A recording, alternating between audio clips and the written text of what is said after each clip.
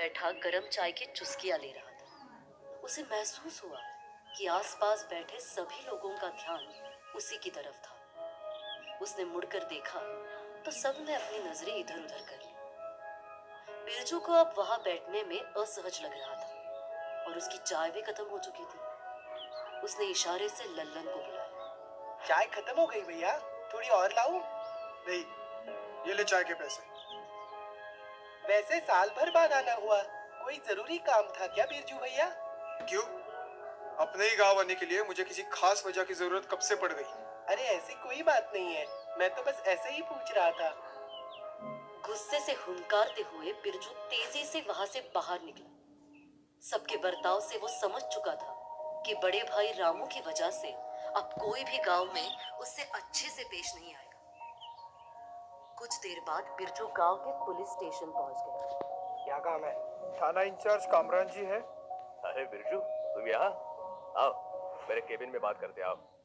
जरा दो चाय अंदर भिजवाने के लिए बोल देना। जी साहब। मैंने सुना कि तुम्हारे शहर में अच्छी नौकरी लग गई है। और माता जी कैसी हैं? माँ ठीक है, बस कभी कभी भैया को याद करते करते रो देती है। उन्हें समय दो, ऐसे घावों को भरने में वक्त लगता है। वैसे तुम सुनाओ, 1 साल बाद वापस कैसे आना हुआ? वापस आने का तो एक ही मकसद है। मैं पता लगाने आया हूँ कि मेरे भाई के मौत का जिम्मेदार कौन है। तुम्हें पता है रामू के साथ क्या हुआ था? वो अपनी लापरवाही की वजह से देवता का क्रोध का शिकार बना था। अब आप वापस शुरू मत कीजिए कामराज जी।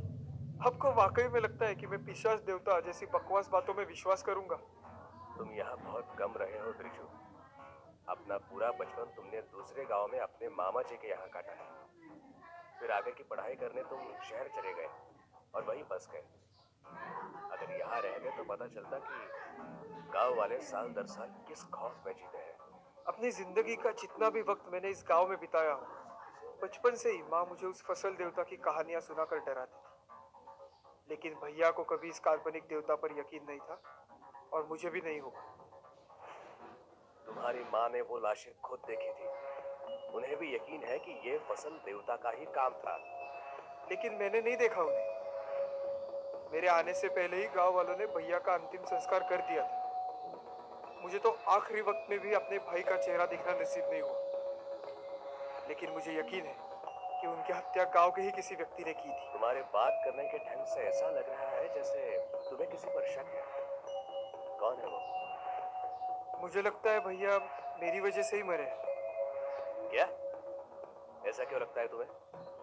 जरा याद करने की कोशिश कीजिए कामराज जी। 2 साल पहले जब मैं गर्मी की छुट्टियां बिताने गांव आया था तो मेरी लड़ाई अरविंद अग्रवाल से हुई थी। हाँ, क्योंकि उनकी बेटी श्रुति के साथ तुम्हारा अफेयर चल रहा था। याद है मुझे। सिर्फ इतना ही नहीं, गौरव और शानू ने घर आकर बहुत हंगामा किया था। कहाँ है बिरजू? बाहर निकल, आज हम तेरी हड्डी पसली एक कर देंगे। क्या है? क्या किया है बिरजू ने? अपने बेटे को बुलाओ। ये रहा कमीना। हमारी बहन पे बुरी नजर डालता है साले। गौरव और शानू, इस बार मेरे भाई को माफ कर दो। मैं इसे अच्छी तरह से समझा दूंगा। वैसे भी ये इस गांव में ज्यादा दिन नहीं रहने वाला, वापस शहर चला जाएगा अपनी पढ़ाई पूरी करने। ठीक है रामू, इस बार इस छचुंदर को हम जाने दे रहे, लेकिन याद रहे तू श्रुति के बारे में सपने में भी नहीं सोचेगा, समझा? अगर फिर से तूने ऐसी वैसी कोई हरकत की तो तेरे पूरे परिवार को हम जान से मार डालेंगे। वही अरविंद अग्रवाल के घर पर। पापा मुझे माफ कर दीजिए, मेरी पढ़ाई मत छुड़ाइए। आप जैसा कहेंगे मैं ठीक वैसा ही करूंगी। बहुत हो गई तेरी पढ़ाई, बाहर गई तो फिर से खानदान का नाम मिट्टी में मिलाएगी तू। चुपचाप घर पे बैठकर काम में हाथ बटा। उसके बाद से आज तक मैं श्रुति से कभी नहीं मिला। मुझे लगता है कि कहीं ना कहीं अरविंद अग्रवाल ही भैया के मौत के जिम्मेदार हैं, क्योंकि उन लोगों के अलावा हमारे इस गांव में किसी और से कोई दुश्मनी नहीं थी। तुम्हें बेकार में ही शक हो रहा है बिरजू। अरविंद अग्रवाल और उसके बेटे बस नाम के शेर हैं। अरे उसने तो आज तक एक मक्खी भी नहीं मारी। वो किसी आदमी को क्या खाक मारेगा? आप भले ही मेरे भाई के गुनहगारों को सजा दिलाने में असमर्थ हुए हो, लेकिन मैंने ठान लिया है कि मैं उन्हें किसी भी कीमत पर ढूंढ कर निकालूंगा। उन्हें मैं फांसी के फंदे तक पहुंचा कर रहूंगा और इसके लिए मुझे आपकी मदद की कोई जरूरत नहीं है। शाम का वक्त था। खेतों के पास एक मैदान में बच्चे क्रिकेट खेल रहे थे। छक्का! वाह श्याम, क्या बेहतरीन शॉट मारा है। अरे लेकिन बॉल तो सीधे जंगल की तरफ चली गई। तो क्या हुआ? गोलू बॉल लेकर आएगा।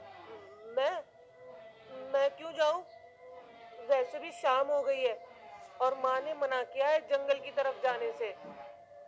कितना बड़ा डरपोक है रे तू। चल एक काम करते हैं, अगर तू बॉल ले आया तो अगले 2 मैच में तुझे ही पहली बैटिंग मिलेगी। अरे ये डरपोक नहीं जाएगा बॉल लेने, देख लेना। नहीं, मैं डरपोक नहीं हूँ। मैं अभी बॉल लेकर आता हूँ। क्या गोलू की जान खतरे में थी? जानने के लिए देखिए अगला एपिसोड।